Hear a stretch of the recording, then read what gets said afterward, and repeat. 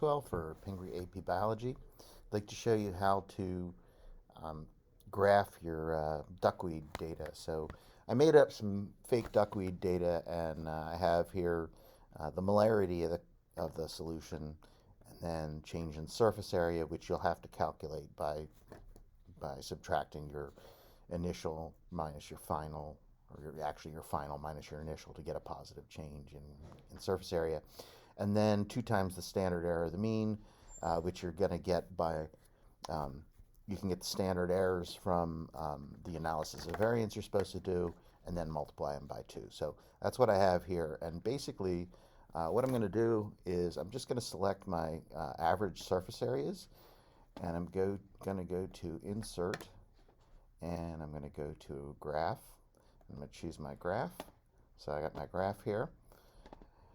And then to insert error bars, I'm going to select the bars here, and then go to Add Chart Element, Error Bars, More Error Bar Options, and then down here I'm going to want to go Custom and specify value.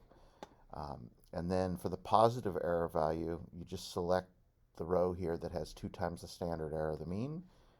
For the above and below error bars, click OK, and then that puts error bars on your graph. You also, obviously should make this graph look nice, and the way to, in Excel, do that is you're going to go to, everything's under Add Chart Element, so Axes Titles.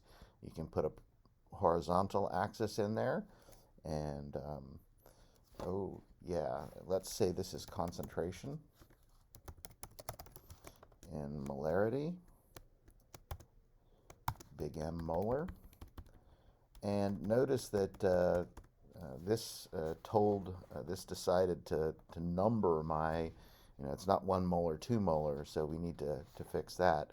So let's go Add Chart Element, Axes, Primary Horizontal Axis, and see if we can't figure out, oh, actually, you know what? It is in Select Data.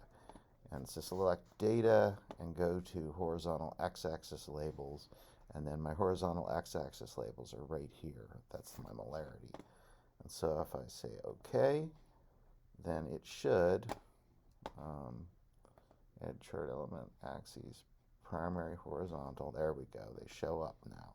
So there's my molarity.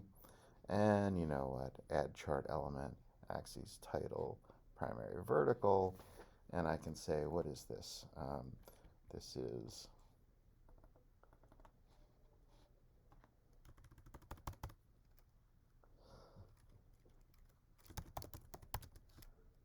change in surface area.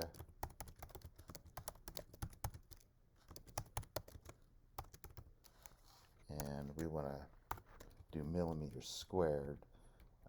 So you may have to, let's just go, and of course put a chart title in here, but that's basically all you have to do.